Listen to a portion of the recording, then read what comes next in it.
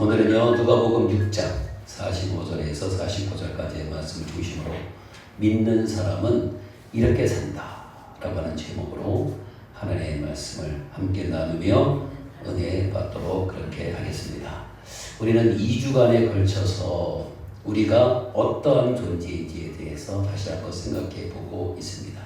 우리는 하나님을 믿는 사람들로서 하나님 나라의 백성이다. 믿습니까?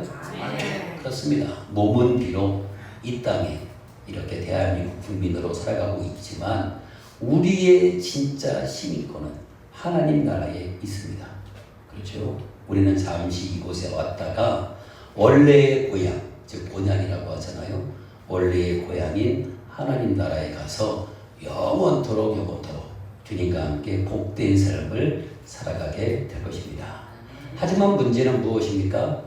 하나님 나라 가기까지 우리는 이 땅에서 살아야 한다라고 하는 것이죠. 그렇게 볼 때 하나님 나라의 백성인 우리들 이 땅에서 어떻게 살아야 하겠는가? 특별히 중요한 것은 저는 그렇게 봅니다. 우리가 하나님 나라의 백성이니 하나님 나라 백성답게 살면 된다라고 봅니다. 저는 이것이 해답이라고 봅니다. 다른 거 없습니다. 우리는 하나님 나라의 백성이니 하나님 나라의 백성답게 살 때 그것이 가장 하나님이 기뻐하시는 삶이 될 줄로 믿습니다. 저는 그래서 이 답게라고 하는 말을 좋아합니다. 학생은 학생답게 살면 됩니다. 정치인은 정치인답게 살면 됩니다. 선생님은 선생님답게 살면 문제가 없습니다. 항상 문제는 무엇입니까? 그렇게 살지 않기 때문에 문제가 생기는 것이죠. 오늘날 기독교를 볼 때 여러분 얼마나 믿는 사람들이 많습니까? 그런데 세상에서 기독교에 대한 평가는 그다지 좋지 않습니다. 좋은 소리를 듣지 못하고 있습니다.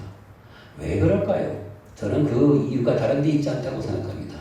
믿는 사람들이 하나님 나라 백성답게 살지 않아서 그렇다 이렇게 봅니다. 예수님께서는 마태복음 5장 16절에서 이렇게 말씀하셨습니다. 여러분들이 꼭 유념하셔야 될 말씀이에요. 이같이 너희 빛이 사람 앞에 비치게 하여 그들로 너희 착한 행실을 보고 하늘에 계신 너희 아버지께 영광을 돌리게 하라. 아멘. 그렇습니다. 우리는 이 어두운 세상에서 빛을 비추는 삶을 살아야 합니다. 그럴 때 우리의 착한 행실을 보고 믿지 않는 사람들까지도 하나님께 영광을 돌리게 될 줄로 믿습니다. 그러면 기독교에 대한 이미지가 좋아지겠죠. 그렇죠? 지금처럼 기독교를 개독교니라고 하면서 그렇게 심하게 비판하지 않겠죠. 문제는 우리에게 있다. 그 얘기입니다. 우리가 이 어두운 세상에 빛을 비치는 삶을 살지 못하고 그리스도인이라고 하면서 그리스도인답게 살지 못하기 때문에 비난을 받고 또 사람들로부터 멸시를 받고 있는 것입니다. 그런 의미에서 2주에 걸쳐서 본 것입니다. 우리가 하나님 나라 백성으로서 하나님 나라 백성답게 살기 위해서 우리는 어떻게 해야 되겠는가? 우리가 오늘까지 보면 3주의 말씀을 보는데 우리가 이렇게 살면 되는 것입니다. 기억을 다시 한번 되살려 보도록 하겠습니다. 어떻게 살아야 될까요? 첫째로 원수를 사랑해야 합니다. 둘째로 나를 미워하거나 저주하는 사람을 위해서 기도하고 축복해 줘야 합니다. 셋째로 조건 없이 베푸는 삶을 살아야 합니다. 넷째로 하나님의 자비하신 같이 우리도 자비로운 사람이 되어야 합니다. 다섯째로 비판하거나 정죄하지 말아야 합니다. 여섯째로 다른 사람의 허물을 용서해야 합니다. 일곱 번째는요, 주는 삶을 살아야 합니다.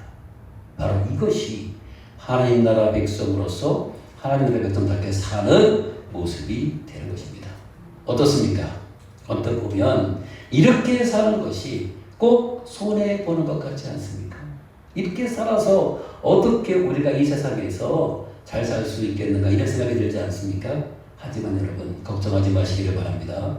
우리에게는 주님이 함께 하십니다. 절대로 우리 주님이 손해보게 하지 않으십니다. 믿음을 가지시길 바랍니다. 믿음으로 이런 삶을 살 때 주님이 우리의 삶을 책임져 주실 것입니다. 우리가 바보가 아니라니까요. 이렇게 손해보는 삶 살면 뭐가 나겠는가 걱정하지 마세요. 하나님은 살아계십니다.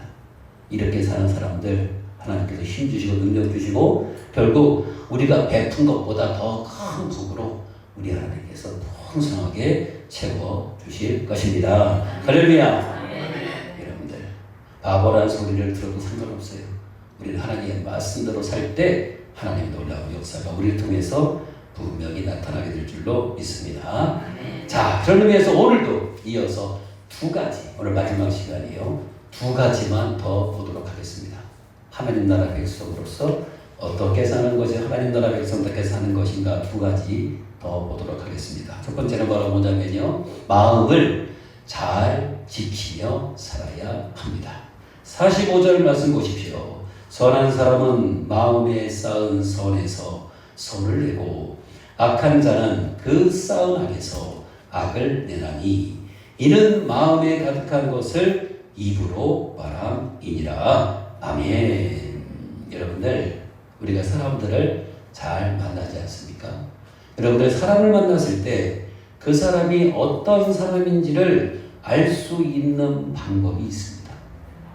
무슨 투시의 능력이 있어가지고 그 사람 속을 뭐 이렇게 알아서 그 사람이 어떤 사람인지를 찾아내는 게 아니에요. 그 사람이 어떤 사람인지를 알려면요, 여러분, 그 사람이 말하는 소리를 들어보면 그 사람이 어떤 사람인지를 대략은 알 수 있습니다. 왜인지 아세요? 여러분, 말이라고 하는 것이요, 그냥 나오는 것이 아닙니다. 마음속에 담겨져 있는 것이 입을 통해서 나오는 것이거든요. 결국 그 사람의 말이 바로 그 사람의 마음이 되는 것입니다. 그래서 오늘 본문에서 그렇게 말하는 거예요. 마음에 쌓은 선에서 선을 내고 마음에 쌓은 악에서 악을 낸다. 이렇게 말하는 것입니다. 선한 마음에서 선한 말이 나오고 악한 마음에서 악한 말이 나온다 그 얘기예요. 여러분, 선한 사람, 여러분 입에서 선한 말이 나오게 되어 있어요. 악한 사람, 그 사람 입에서는요 악한 말이 나올 수밖에 없는 것입니다. 자기가 아무리 숨기려고 해도요, 여러분 그 사람이 하는 말은 숨길 수가 없는 것입니다. 그러니까 이런 걸 볼 때 이런 마음이 얼마나 중요한지를 우리가 알 수가 있는 거죠. 그래서 성경은요 마음의 중요성을 이렇게 표현합니다. 잠언서 4장 23절 3, 4, 2, 3 이렇게 외우라고 그랬죠. 모든 지키는 바라는 것 중에 더욱 내 마음을 지키라.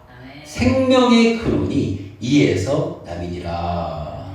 여러분, 잠언은요 솔로몬 왕이 지었잖아요. 당시 사람들은요 자기의 재산, 집, 성벽, 가축 등을 보호하고 지키기 위해서 많은 노력을 기울였습니다. 그런데 이 모든 것들보다도 마음을 지키는 것이 우선이라고 이야기합니다. 왠지 아십니까? 다른 이유가 아닙니다.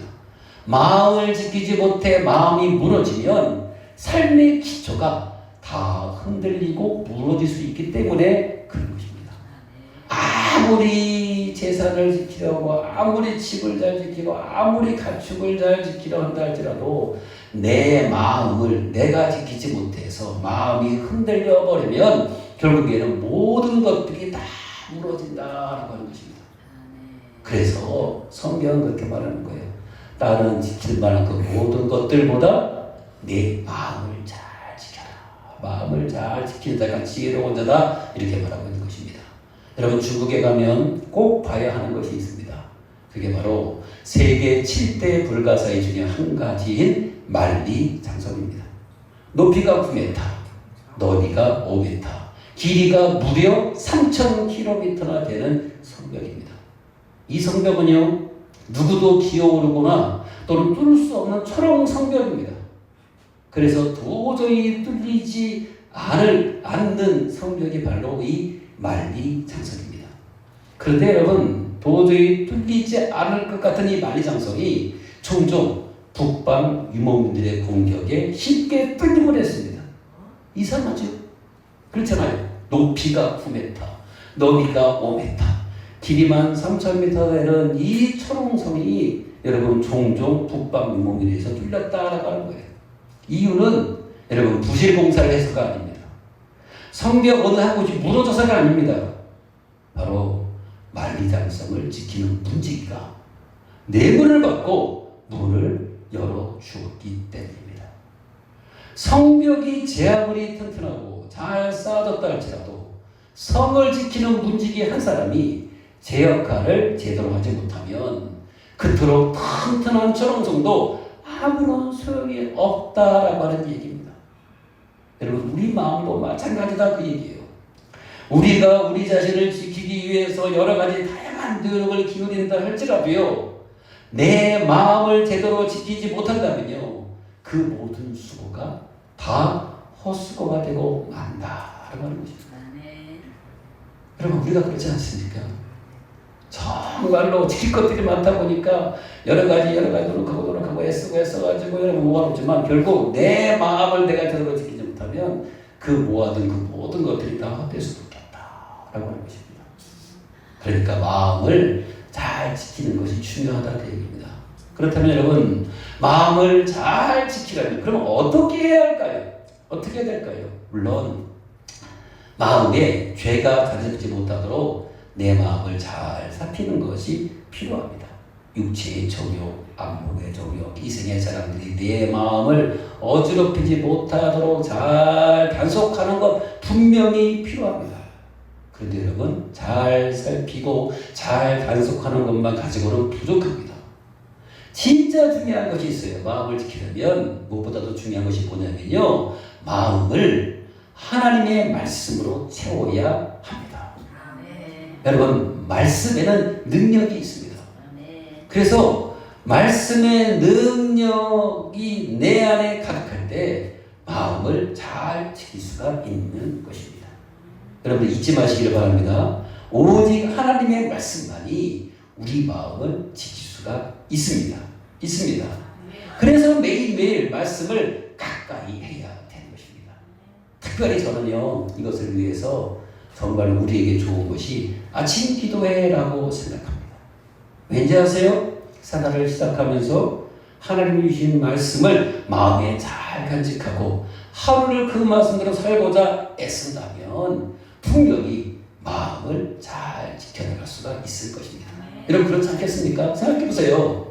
아침, 하루를 시작하는 첫날, 첫 시간에 하나님 앞에 나와서 하나님의 말씀을 듣고 들은 말씀을 마음에 잘 간직하고 그래서 그 말씀대로 살려고 애쓴다고 한다면 여러분, 내 마음 내가 잘 지킬 수 있지 않겠어요? 근데 그게 아니라 일어나가지고 정신없이 막 바쁘게 그냥 막 불이 났게 그냥 밖에 나가서 생각하고 일에 뛰어들고 여러분, 내 마음을 지킬 수가 없어요. 지킬 수가 없어요. 하나님의 말씀이 내 마음에 가득할 때 내 마음을 칠 수가 있는데 그게 아니라 그냥 불이 났게 바쁘게만 살기 위해서 이리저리 왔다 갔다 하다 보면 나도 모르게 내 마음을 잃어버릴 때가 있다라고 하는 것입니다. 그래서 아침 기도를 하기 어렵다고 한다면 반드시 하루를 시작하기 전에 그런 말씀 묵상을 꼭 하셔야 됩니다. 큐티라고 하잖아요. 경건의 시간이라고 하잖아요. 이런 시간이라도 꼭 가져야 되는 것입니다. 그래서 아침 새로운 날의 시작은 꼭 말씀과 함께 시작할 때 내 마음을 잘 지켜나갈 수가 있는 것입니다. 할렐루야. 모든 분들의 마음이 하나님의 말씀으로 가득 채워지기를 바랍니다. 그래야 내 마음을 지킬 수 있어요. 아무리 애쓰고 노력해도 안 됩니다. 내 마음, 내 뜻대로 안 돼요. 근데 하나님의 말씀이 들어오면, 하나님의 말씀이 가득 채워지면 말씀의 능력으로 내 마음을 잘 지켜나갈 수가 있다. 하나님 기뻐하시는 삶을 살아갈 수 있다라고 하는 것입니다. 아무튼 여러분들, 하나님의 말씀으로 충만하여 흔들리지 않는 마음으로 주님이 기뻐하시는 삶을 살아가는 모든 분들 다 되시기를 예수님의 이름으로 축원합니다. 두 번째입니다. 하나님 나라 백성으로서 하나님 나라 백성들의 살기 위해서는 어떻게 해야 되겠는가? 여러분, 말씀에 순종하는 삶을 살아야 합니다. 46절 47절 말씀이에요. 같이 보시겠습니다. 너희는 나를 불러 주여 주여 하면서도 어찌하여 내가 말하는 것을 행하지 아니하느냐. 내게 나와 내 말을 듣고 행하는 자마다 누구와 같은 것을 너희에게 보이리라. 아멘. 지금 예수님께서는요, 입술로는 예수님을 주님이라고 부르면서 실제 삶에서는 그분의 말씀에 순종하지 않는 사람들을 향해서 책망하십니다. 여러분 예수님께서 이렇게 책망하신 이유가 뭘까요? 여러분 참된 믿음은 반드시 행동으로 나타나야 하기 때문에 그런 것입니다. 예를 들어서 우리가 지난주 지지난주 말씀을 봤잖아요. 원수를 사랑하라 하시면 사랑하려고 애써야 되는 거예요. 용서하라 하셨으면 용서하려고 애써야 되는 거예요. 나누는 삶을 살라 하시면 나누려고 애쓰고, 비판하지 말라 하시면 비판하지 말고, 겸손하라 하시면 겸손히 행하는 모습이 나타나야 그것이 참된 믿음이라고 말할 수가 있는 것입니다. 여러분 말씀에 대한 순종이야말로 참된 믿음의 열매가 되는 것입니다. 근데 많은 성도들이 말씀을 듣기는 하는데 그것을 실천하지 않는 거예요. 행하지 않는 거예요. 결국 무엇입니까? 참된 믿음을 가지고 있지 않다라고 하는 것을 보여주는 것입니다. 그래서 예수님께서 책망하신 거예요. 나를 향해서 주여 주여 하면서 내가 전하는 말씀을 다 들으면서 왜 너희들은 실천하지 않냐? 왜 너희들은 행하지 않냐? 이렇게 말하는 거예요. 원수를 사랑하라 말씀 전했을 때 아멘 해놓고 나서 뒤에 가서는 왜 원수 사랑하지 않냐 그 얘기예요. 주라 나눠주라 아멘 해놓고 나서 뒤에 가서는 왜 자기 것만 차지하려고 애쓰고 있냐 그 얘기예요. 결국 참된 믿음을 가지고 있지 않다라고 예수님께서 말하고 있는 것입니다. 그렇다면 오늘날은 어떻습니까? 솔직히 예수님의 책망에서 우리들 자유로울 수 있을까요? 부끄럽지만 그렇지 않은 것 같습니다. 예수님을 믿는다고 또 하나님을 잘 섬기겠다라고 말은 하면서도 정작 말 따로 행동 따로 살아갈 때가 얼마나 많은지 모릅니다. 여러분 이런 모습은 참된 신앙인의 모습이 아닙니다. 하나님이 기뻐하시는 사람의 모습이 아니고요. 하나님 나라 백성들께 살아가는 모습이 아닌 것입니다. 우리는 들은 말씀대로 행하는, 실천하는, 순종하는 그런 삶을 살아야 할 줄로 믿습니다. 그렇다면 예수님께서 이렇듯 말씀에 순종하는 삶을 강조하신 이유가 뭘까요? 이유가 있어요. 몇 가지 이유가 있습니다. 오늘 두 가지만 볼 거예요. 첫째로 말씀에 대한 순종이 하나님의 뜻 아래에서 살게 하기 때문에 그렇습니다. 여러분들은 하나님의 말씀이 뭐라고 생각하십니까? 하나님의 말씀은요, 사람을 억압하기 위한 규칙이 아닙니다. 괴롭히기 위한 것이 아니에요. 사실은 하나님의 말씀은 우리를 생명의 길로 인도해 주는 지침서와 같은 것입니다. 그렇기 때문에 듣기만 하고 행하지 않으면 하나님의 뜻 안에서 우리가 살아갈 수가 없는 것입니다. 하나님의 뜻은 우리가 주 안에서 복되게 사는 것이잖아요. 그렇기 때문에 말씀에 대한 순종을 그렇게나 강조하고 있는 것입니다. 우리가 말씀의 순종, 말씀을 실천하고 말씀대로 행할 때에 하나님의 뜻이 이루어지는 것입니다. 예를 들어 볼까요? 여러분 정직하라 말씀하잖아요.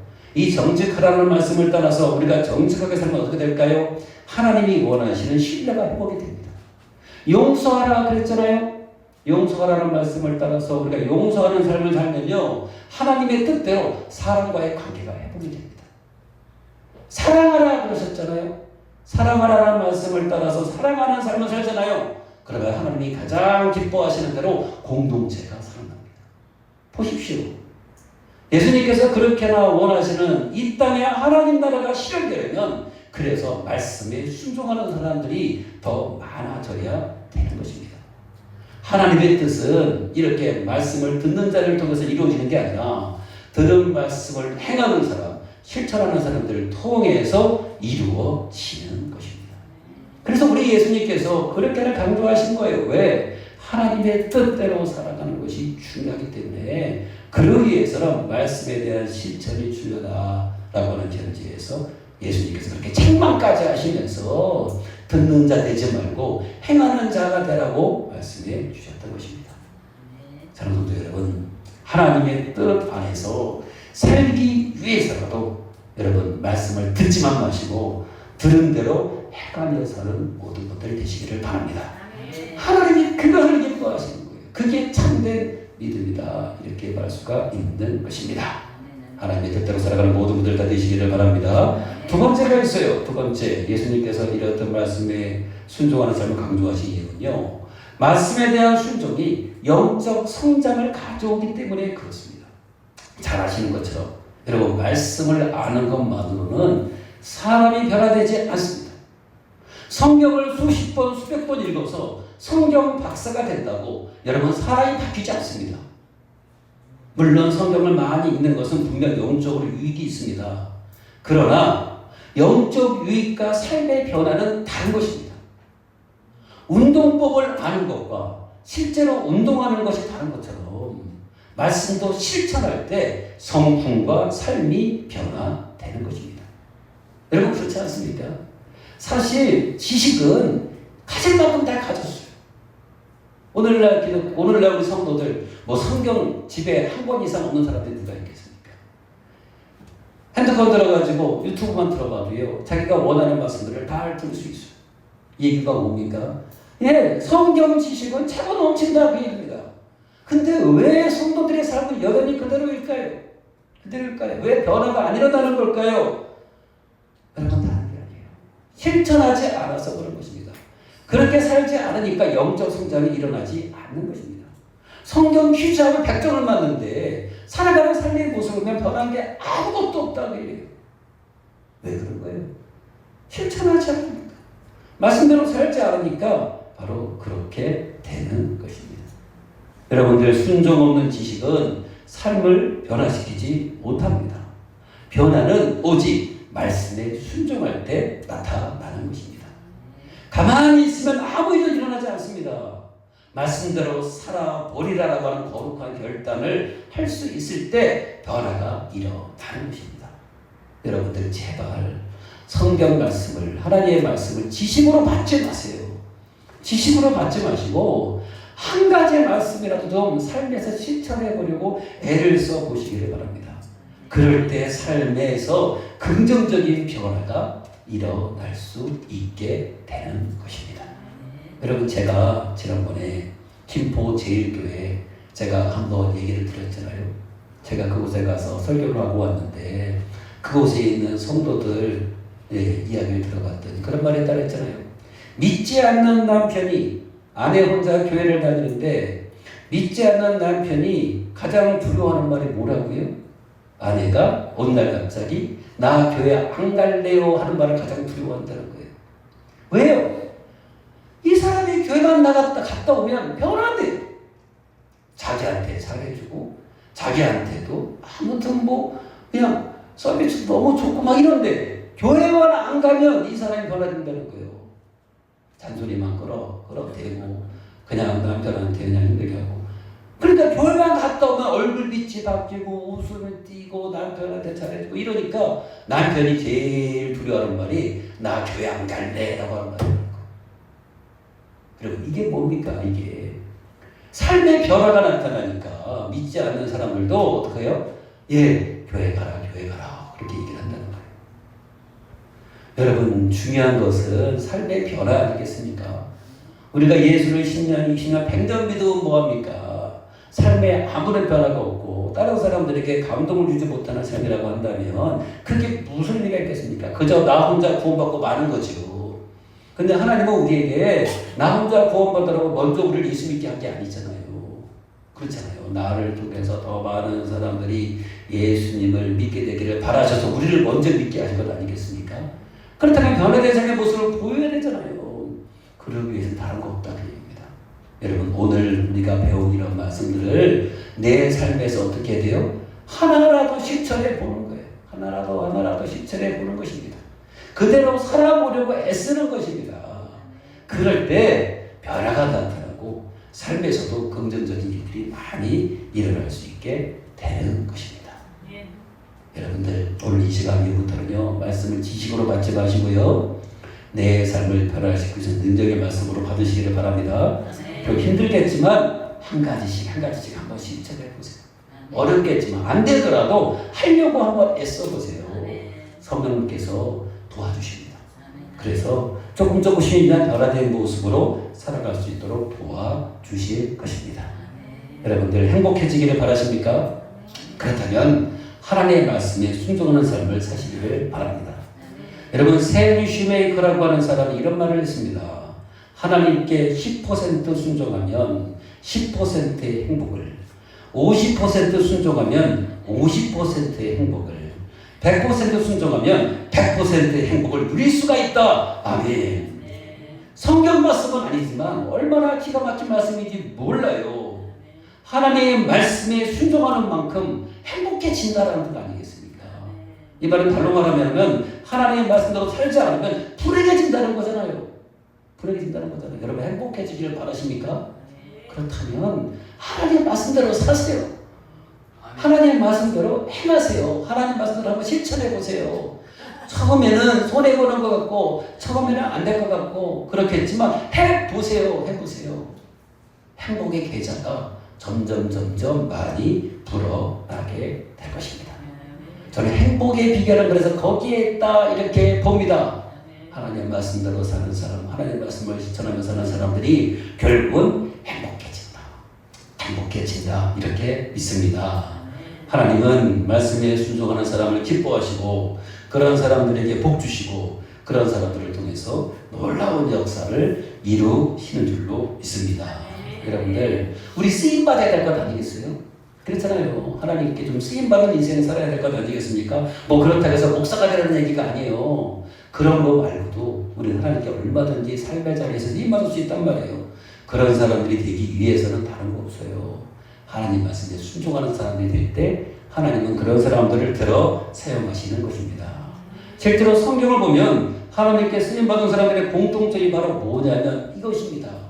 어떤 특별한 능력이 있어서 쓰임받은 게 아니에요. 말씀에 순종하는 사람들이 하나님께 쓰임받았던 것입니다. 노아를 보세요. 말도 안 되는 명령을 받잖아요. 방주를 만들라라고 말씀 어떻게 했습니까? 순종했잖아요. 아브라함 보십시오. 너의 본토 지적 아비 집을 떠나라, 고향을 떠나라 그랬잖아요. 말씀에 순종했잖아요. 모세 보세요. 애굽에서 이스라엘 백성들을 건져내라라고 말씀을 들었을 때 순종했잖아요. 베드로는 깊은 곳에 그물을 내리라라고 말씀에 순종했잖아요.